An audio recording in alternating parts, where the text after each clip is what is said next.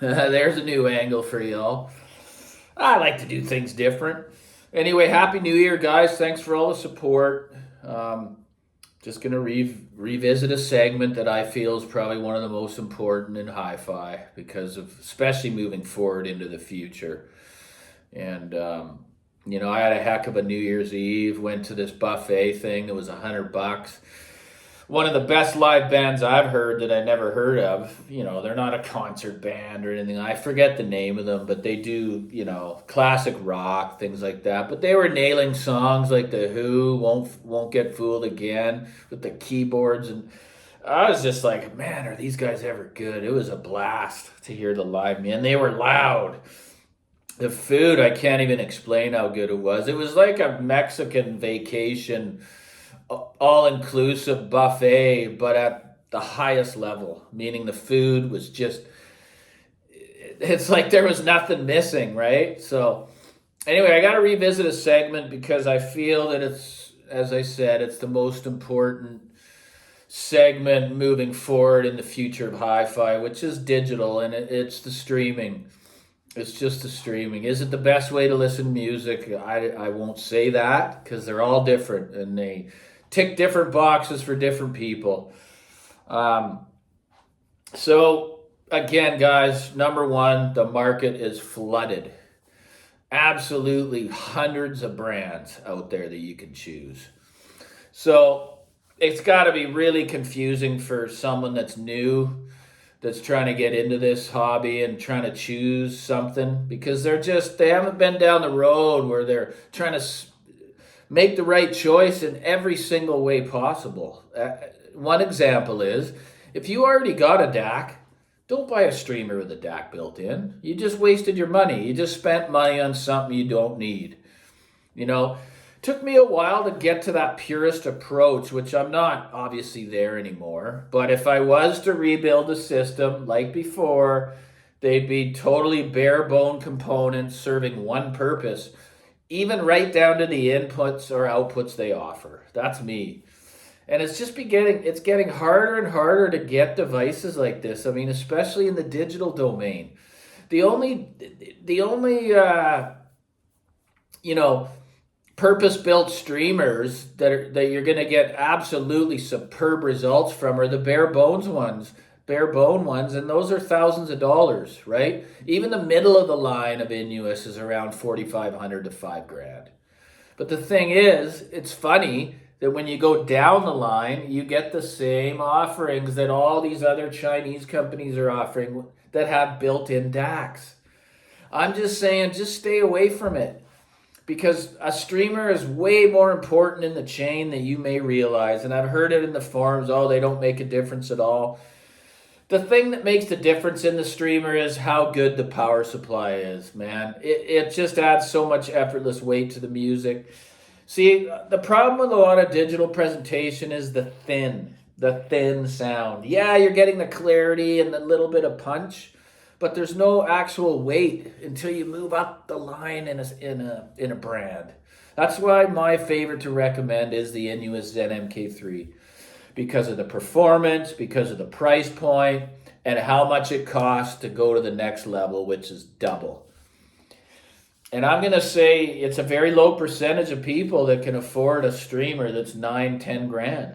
So you can get that model that I'm talking about that I owned and would still own today if I didn't make a massive change to simplify everything, in between two and 2,500 bucks. But what I will say is, even though I have a hard drive full of music, I don't even use it because I believe common sense tells me that that's going to bring extra unneeded noise to the presentation. Once you're hooking up a device to a streamer with another cord and it's being fed into it like that, I think it's the wrong way to go about it. I think just direct from the network, Tidal Connect, Cobuzz, whatever you're using. It just must be so difficult for the new person in this hobby to make the right choice when it comes to a streamer. There's just hundreds and hundreds and hundreds out there. Look how many like Chinese brands have come out and they got a new model the next year. Well, if you look at any company that's been doing it for a long time, and I always go back to Inuit, I mean, their models remain current for years. There's no reason to change it because a lot of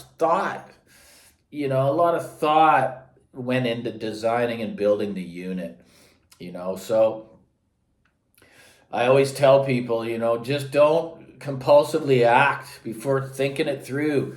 Buy right once, and you may not have to buy again for a long, long time. Keep the DAC out of the equation. Find the DAC that you really like. Just stick with it and buy a high-end streamer on the used market. And that's my recommendation because I've had a lot of them, guys. I've been streaming for it's about 17 years now with the high-end brands. Started with the Arrender, great product as well. Great customer support right through the app, great software. They all have the great software, these big brands, and then you get the $20,000, $30,000 models. I don't talk about those because I don't play in that depth of the pool. But the only one that dropped my jaw, and that includes streamers that cost more than that model, like the T2 Lumen. I had the booster set up. Due to the internal DAC, it was awful. I don't mean to cut the brand down, but it was just a very analytical, harsh at times presentation. I just had the Air QB9 DAC, which is a USB only, connected to the Zen MK3, which offers USB only as well. Those two components together were world-beating, world-class. I know that because I've had so many, guys. I've had the Bryston BDP3. I've had the Arrender A10, N100, N20. I've had the Belcanto, very good. Stream 2, very good, but it had an internal DAC, and that bothered me. I don't want it there. I want a bare bones. So I've had that. I've had the Lumen T2. I've had the Orlik G2.1. Those are all good, but they got the DACs. I haven't tried the transport versions of the high-end Orliks or any of those. But I don't need to because I was so content and so happy with what the Zen MK3 did. It did have a thing that I didn't want, though, honestly, which is the Ripper. I don't even need that. So if I was to rebuild again, it would be the Pulse, not the Pulsar, the Pulse, which sits in the same sweet spot, which is a network streamer only, right? That's where I would go. Am I going to go there? No.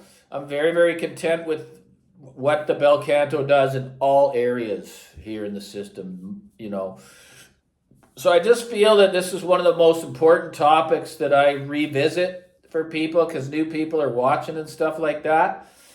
Just leave the stuff out of the equation that you're not using and you don't need. You've wasted your money. That's all there is to it. If you're going to buy a streamer with a DAC built in, that's what you're going to use that then, I would think. Why buy it, It's common sense. I mean, it took me a while to learn it too, but it started to bother me as I moved along in the journey. It's like, why do I even have that feature? Right? So, guys, just make the right choices. Keep listening to people that have lived with components for years. Not necessarily people that get them in to review and say how good they are, and then they're back out the door, not behind you anymore.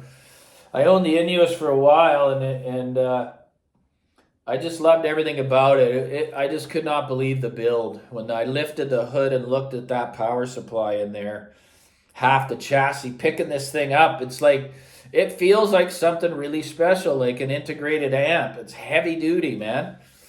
And you can feel it even at low volumes, not just hear the beautiful sound, but feel it, right? With the effortlessness.